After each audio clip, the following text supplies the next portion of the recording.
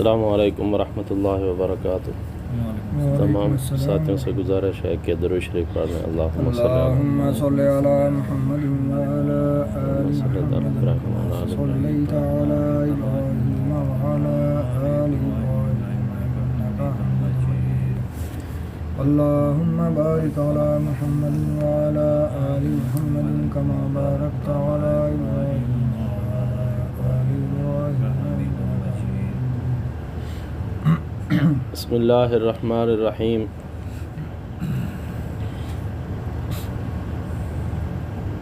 حضرت ابو امامہ رضی اللہ تعالی عنہ سے روایت ہے کہ رسول اللہ صلی اللہ علیہ وآلہ وسلم نے ارشاد فرمایا، جس شخص نے اللہ تعالی ہی کے لیے کسی سے محبت کی اور اسی کے لیے دشمنی کی، اور جس کو دیا اللہ تعالی ہی کے لیے دیا، اور جس کو نہیں دیا اللہ تعالی ہی کے لیے نہیں دیا، تو اس نے ایمان کی تکمیل کر لی۔ دوبارہ پڑھتا ہوں، توجہ کے ساتھ سنیے، اللہ ہمیں عمل کی توفیق عطا فرمائے۔ حضرت ابو امامہ رضی اللہ تعالی عنہ سے روایت ہے کہ رسول اللہ صلی اللہ علیہ وآلہ وسلم نے ارشاد فرمایا، جس شخص نے اللہ تعالی ہی کے لیے کسی سے محبت کی اور اسی کے لیے دشمنی کی، جس کو دیا تو اللہ تعالی ہی کے لیے دیا، جس کو نہیں دیا اللہ تعالی ہی کے لیے نہیں دیا، تو اس نے ایمان کی تکمیل کر لی۔ سبحان اللہ۔ یہ حدیث ابو داؤد سے ہے۔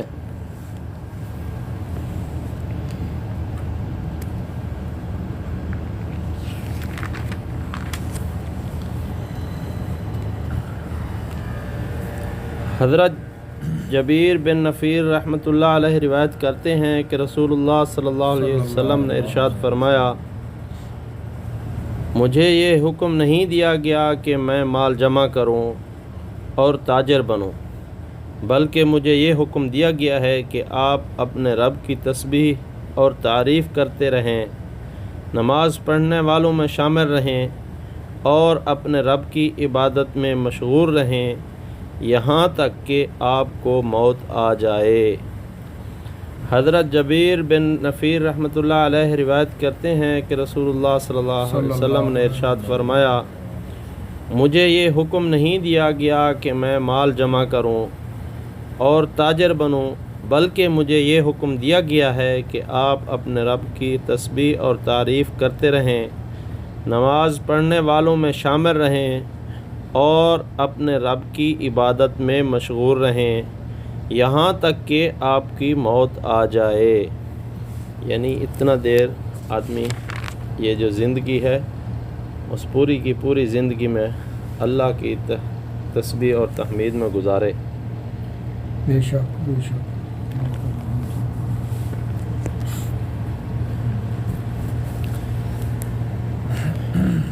قرآن شریف کی آیت ہے، وَلَا تَلْبِسُوا الْحَقَّ بِالْبَاطِلِ وَتَكْتُمُوا الْحَقَّ وَأَنْتُمْ تَعْلَمُونَ۔ اللہ تعالیٰ کا ارشاد ہے، اور سچ میں جھوٹ کو نہ ملاؤ اور جان بوجھ کر حق کو یعنی شرعی احکام کو نہ چھپاؤ جبکہ تم جانتے ہو۔ اللہ تعالیٰ کا ارشاد ہے، اور سچ میں جھوٹ کو نہ ملاؤ اور جان بوجھ کر حق کو یعنی شرعی احکام کو نہ چھپاؤ جبکہ تم جانتے ہو۔ دوسری آیت کا ترجمہ ہے، اللہ تعالیٰ کا ارشاد ہے، کیا غضب ہے تم لوگوں کو تو نیکی کا حکم کرتے ہو اور اپنی خبر بھی نہیں لیتے۔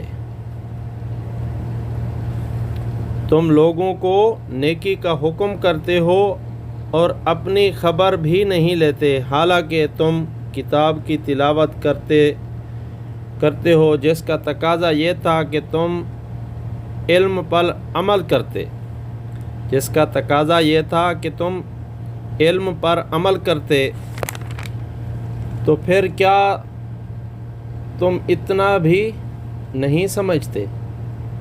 سورۃ بقرہ کی آیت کا ترجمہ ہے، اللہ تعالیٰ کا ارشاد ہے، کیا غضب ہے کہ تم لوگوں کو تو نیکی کا حکم کرتے ہو اور اپنی خبر بھی نہیں لیتے، حالانکہ تم کتاب کی تلاوت کرتے ہو، یعنی قرآن مجید کی، جس کا تقاضا یہ تھا کہ تم علم پر عمل کرتے، تو پھر کیا تم اتنا بھی نہیں سمجھتے؟ اللہ ہمیں سمجھنے کی توفیق عطا فرمائے، عمل کی توفیق عطا فرمائے۔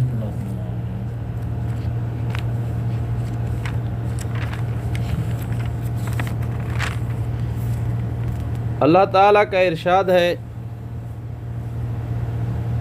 وَمَا كَانَ اللَّهُ مُعَذِّبَهُمْ وَهُمْ يَسْتَغْفِرُونَ، اور اللہ تعالیٰ کی یہ شان ہی نہیں کہ لوگ استغفار کرنے والوں ہوں اور پھر ان کو عذاب دیں۔ اللہ تعالیٰ کا ارشاد ہے، اللہ تعالیٰ نے ارشاد فرمایا، اور اللہ تعالیٰ کی یہ شان ہی نہیں۔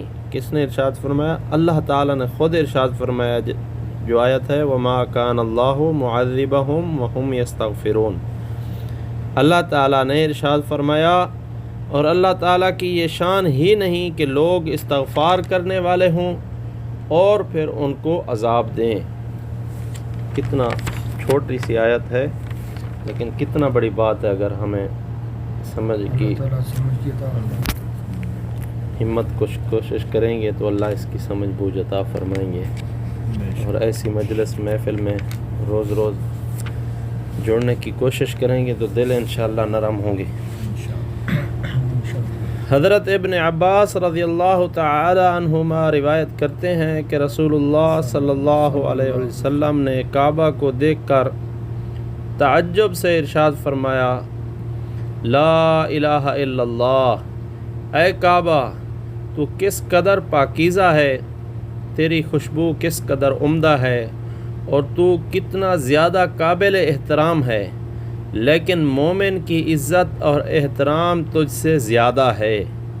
اللہ تعالیٰ نے تجھ کو قابل احترام بنایا ہے، اور اسی طرح مومن کے مال، خون اور عزت کو بھی قابل احترام بنایا ہے، اور اسی احترام کی وجہ سے اس بات کو بھی حرام قرار دیا ہے کہ ہم مومن کے بارے میں ذرا بھی بدگمانی کریں۔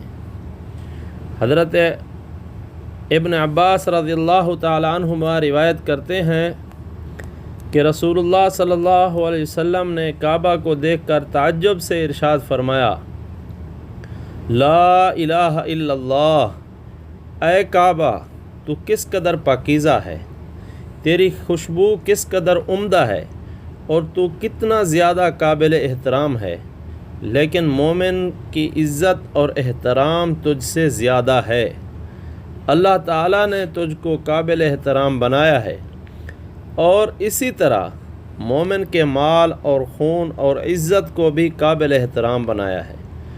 اسی احترام کی وجہ سے اس بات کو بھی حرام قرار دیا ہے کہ ہم مومن کے بارے میں ذرا بھی بدگمانی کریں۔ اللہ ہماری حفاظت فرمائے۔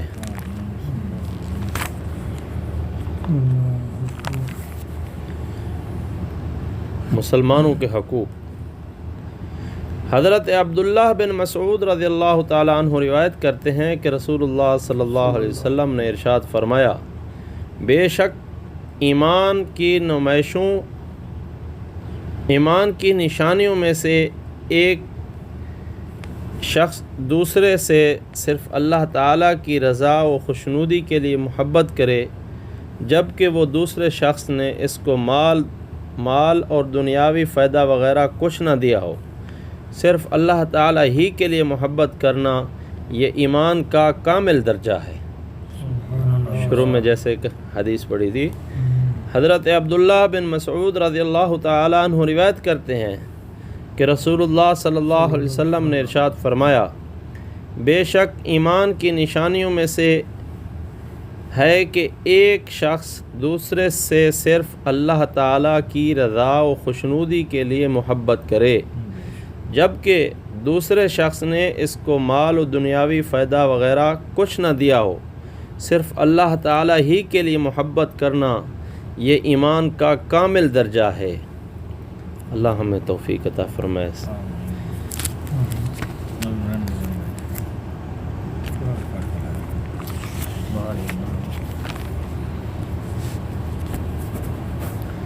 حضرت ابو ہریرہ رضی اللہ تعالی عنہ فرماتے ہیں کہ رسول اللہ صلی اللہ علیہ وسلم سے مشرکین کے لیے بد دعا کرنے کی درخواست کی گئی۔ بہت بڑی حدیث ہے، توجہ کیجیے۔ حضرت ابو ہریرہ رضی اللہ تعالیٰ عنہ فرماتے ہیں کہ رسول اللہ صلی اللہ علیہ وسلم سے مشرکین کے لیے بد دعا کرنے کی درخواست کی گئی۔ آپ صلی اللہ علیہ وسلم نے ارشاد فرمایا، مجھے لعنت کرنے والا بنا کر نہیں بھیجا گیا، مجھے صرف رحمت بنا کر بھیجا گیا ہے۔ مسلم شریف کی حدیث ہے۔ حضرت ابو ہریرہ رضی اللہ تعالیٰ عنہ فرماتے ہیں کہ رسول اللہ صلی اللہ علیہ وسلم سے مشرکین کے لیے بد دعا کرنے کی درخواست کی گئی۔